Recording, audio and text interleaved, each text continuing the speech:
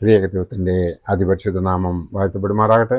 കർത്താവിൽ പ്രിയ വിശ്വാസികളുടെ സമൂഹമേ, കുഞ്ഞുങ്ങളെ, നിങ്ങളെ ഏവരെയും വീണ്ടും വരുമെന്ന് അരുളിച്ചെയ്ത് ഉയർത്തെഴുന്നേറ്റ് സ്വർഗാരോഹണം ചെയ്ത കർത്താവായ യേശു ക്രിസ്തുവിന്റെ നാമത്തിൽ പ്രഭാതവചനത്തിലേക്ക് വളരെ സ്നേഹത്തോടെ വിനയത്തോടെ സ്വാഗതം ചെയ്യുന്നു. ഇന്നത്തെ ദിവസത്തിൻ്റെ പ്രത്യേകത എന്ന് പറയുന്നത് 2 ജൂലൈ 2026 വ്യാഴാഴ്ച. ഈ വർഷത്തിലെ 183-ാമത്തെ ദിവസമാണ് ഇന്ന്. 554-ാമത്തെ എപ്പിസോഡ് പബ്ലിഷ് ചെയ്യുന്നതിനായി ദൈവത്തിൽ ശരണപ്പെടുന്നു. ഇന്നത്തെ ധ്യാന വിഷയം കുടുംബ പ്രാർത്ഥന.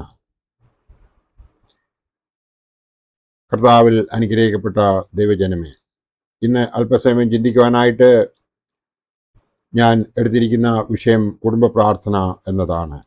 യോശുവയുടെ പുസ്തകത്തിൽ പറയുന്നു, ഞാനും എൻ്റെ കുടുംബവുമോ ഞങ്ങൾ യഹോവയെ സേവിക്കും. വിശുദ്ധ മത്തായി ശ്ലീഹായുടെ രക്ഷാസുവിശേഷം 7:7 ഇപ്രകാരം കാണുന്നു, യാചിപ്പീൻ എന്നാൽ നിങ്ങൾക്ക് കിട്ടും, അന്വേഷിപ്പീൻ എന്നാൽ നിങ്ങൾ കണ്ടെത്തും, മുട്ടുവീൻ എന്നാൽ നിങ്ങൾക്ക് തുറക്കും എന്ന്.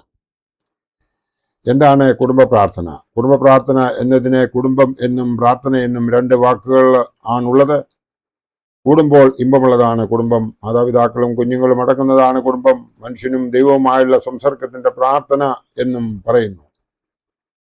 മനുഷ്യനും ദൈവവുമായുള്ള സംസർഗത്തിന് പ്രാർത്ഥന എന്ന് പറയുന്നു. ഭവനത്തിലുള്ളവരെല്ലാം ഒരുമിച്ചിരുന്ന് പ്രാർത്ഥിക്കുന്നതിനെയാണ് കുടുംബ പ്രാർത്ഥന അഥവാ ഫാമിലി പ്രയർ എന്ന് ഉദ്ദേശിക്കുന്നത്. ഒറ്റയ്ക്കുള്ള പ്രാർത്ഥന കുടുംബ പ്രാർത്ഥനയല്ല. ദൈവ സാന്നിധ്യം ഉണ്ടാകണമെങ്കിൽ കുടുംബ പ്രാർത്ഥന അനിവാര്യമാണ്. അബ്രഹാം, സാറ, ഇസഹാക്ക്, റിബേക്ക, സക്കറിയ, എലിസബത്ത് എന്നീ ദമ്പതികളുടെ പ്രാർത്ഥന ഇതിന് ഉദാഹരണമാണ്. 128-ാം സങ്കീർത്തനത്തിൽ ഇങ്ങനെ പറയുന്നു, നിന്റെ ഭാര്യ നിന്റെ വീട്ടിനകത്തെ ഫലപ്രദമായ മുന്തിരിവള്ളി പോലെയും നിന്റെ മക്കൾ നിന്റെ മേശയ്ക്ക് ചുറ്റും ഒലിവ് തൈകൾ പോലെയും ഇരിക്കും. ക്രിസ്തുമത്തായുടെ സുവിശേഷത്തിൽ പ്രകാരം അരുളി ചെയ്യുന്ന 2-3 പേർ എൻ്റെ നാമത്തിൽ കൂടി വരുന്നിടത്തൊക്കെയും ഞാൻ അവരുടെ നടുവിൽ ഉണ്ട് എന്ന്. The word family prayer is not merely a subject, but it is a part and parcel of our life itself. അതെ, കുടുംബ പ്രാർത്ഥന എന്നത് കേവലം ഒരു പാഠ്യവിഷയമല്ല, പിന്നെയോ അത് നമ്മുടെ ജീവിതത്തിന്റെ ഒരു ഭാഗം തന്നെയാണ്. ഇന്നത്തെ ജീവിത സാഹചര്യത്തിൽ പ്രാർത്ഥനയ്ക്ക്, പ്രത്യേകിച്ച് കുടുംബ പ്രാർത്ഥനയ്ക്ക് വളരെയേറെ പ്രാധാന്യമുണ്ട്.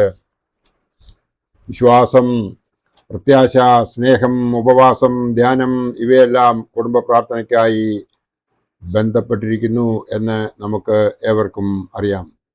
അടിയുറച്ച ദൈവവിശ്വാസത്തിൽ നിന്നുമാണ് കുടുംബ പ്രാർത്ഥന ഉടലെടുക്കുന്നത്. 1 തെസ്സലോനിക്കർ 5:17 വിശുദ്ധ പൗലോസ് ശ്ലീഹാ ഇപ്രകാരം പറയുന്നു, നിങ്ങൾ ഇടവിടാതെ പ്രാർത്ഥിപ്പീൻ എന്ന്.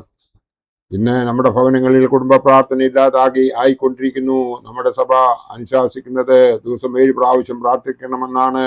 എന്നാൽ തീർച്ചയായും 2 പ്രാവശ്യമെങ്കിലും, അതായത് രാവിലെയും വൈകിട്ടും ഭവനങ്ങളിൽ കുടുംബ പ്രാർത്ഥന നടത്തണം. കുടുംബ പ്രാർത്ഥനയിൽ ഗീതങ്ങൾ, വിശുദ്ധ വേദ പുസ്തക വായന, പ്രാർത്ഥന ഇവ ഉൾപ്പെടുത്തുകയും വേണം. കുടുംബ പ്രാർത്ഥനയ്ക്ക് ഫലമുണ്ടോ? തീർച്ചയായും ഉണ്ട്. അത് അത്ഭുതാവഹമാണ്.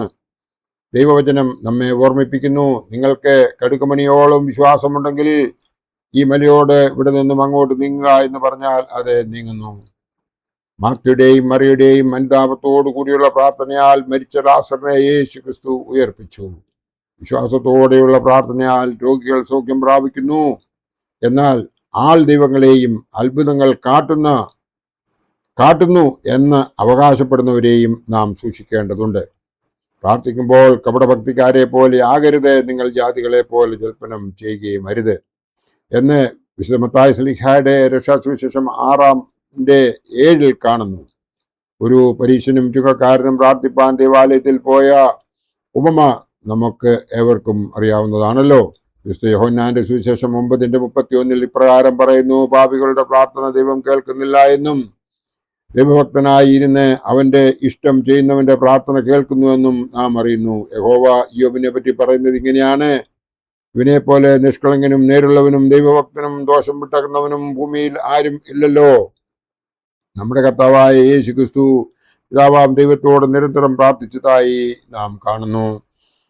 സ്വർഗസ്വനായ ഞങ്ങളുടെ പിതാവേ എന്നുള്ള കർത്തൃ പ്രാർത്ഥന യേശു ക്രിസ്തു നമ്മെ പഠിപ്പിച്ചത് നാം മനസ്സിലാക്കേണ്ടതുണ്ട്. അതുപോലെ തന്നെ നാം മനസ്സിലാക്കേണ്ടതാണ്, മഹാപുരോഹിത പ്രാർത്ഥന വിശുദ്ധ യോഹന്നാൻ ശ്ലീഹായുടെ രക്ഷാസുവിശേഷം 17-ാം അധ്യായം വായിക്കുമ്പോൾ അത് നമുക്ക് മനസ്സിലാകും. നാം പ്രാർത്ഥിക്കുമ്പോൾ നമുക്ക് വേണ്ടി മാത്രമല്ല, പിന്നെയോ നമ്മളുടെ മക്കൾക്ക് വേണ്ടിയും നമ്മളുടെ ബന്ധുമിത്രാദികൾക്ക് വേണ്ടിയും രോഗികൾക്ക് വേണ്ടിയും സഭയ്ക്ക് വേണ്ടിയും നാടിനു വേണ്ടിയും ഒക്കെ നമ്മൾ പ്രാർത്ഥിക്കേണ്ടതുണ്ട്. അതുപോലെ തന്നെ നമ്മളോട് ആര് പ്രാർത്ഥന ആവശ്യപ്പെടുന്നു അവർക്ക് വേണ്ടിയും നാം പ്രാർത്ഥിക്കേണ്ടതുണ്ട്. യോബ് തൻ്റെ കൂട്ടുകാർക്ക് വേണ്ടി പ്രാർത്ഥിച്ചപ്പോൾ അവർക്ക് മാത്രമല്ല യോബിനും എല്ലാ സമ്പത്തും തിരിച്ചു കിട്ടി എന്നുള്ള വിവരം നാം ആ വേദപുസ്തകം വായിക്കുമ്പോൾ, ആ വേദഭാഗം വായിക്കുമ്പോൾ നമുക്ക് മനസ്സിലാകും. യോബിന്റെ പുസ്തകം നമ്മൾ വായിക്കുമ്പോൾ അതിൽ 42 അധ്യായങ്ങളാണുള്ളത്. ഒരു വിശ്വാസിക്ക് വിശ്വാസത്തിൽ ഉറച്ചു നിൽക്കുവാൻ വേണ്ടി എല്ലാ കാര്യങ്ങളും ആ പുസ്തകത്തിൽ ചേർത്തിട്ടുണ്ട്. അതായത് 42 അധ്യായവും 1070 വാക്യങ്ങളുമാണ് അതിലുള്ളത്. അത് നാം ശരിയായ രീതിയിൽ അവഗ്രഥനം ചെയ്യുന്നുവെങ്കിൽ ഒരു വിശ്വാസിക്ക് തൻ്റെ സഭയിൽ ഉറച്ചു നിൽക്കുവാൻ വേണ്ട എല്ലാ കാര്യങ്ങളും അതിലുണ്ട് എന്ന് നാം മനസ്സിലാക്കേണ്ടതുണ്ട്. യെശയ്യാ പ്രവചനം പഴയ നിയമത്തിലെ സുവിശേഷം എന്നറിയപ്പെടുന്നതാണ്. ആ 66 പുസ്തകങ്ങളിൽ ഉള്ള വേദഭാഗം, അതായത് 1297 വാക്യങ്ങളാണ് അതിലുള്ളത്. അതും നാം കൃത്യമായി വായിച്ച് മനസ്സിലാക്കുന്നുവെങ്കിൽ നമുക്ക് വിശ്വാസത്തിൽ ഉറച്ചു നിൽക്കുവാൻ സാധിക്കും.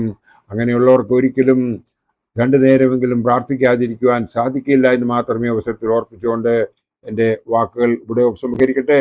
ദൈവം നമ്മളെ എല്ലാവരെയും 2 നേരവും പ്രാർത്ഥിക്കാൻ പ്രചോദനം നൽകട്ടെ. നന്ദി, നമസ്കാരം.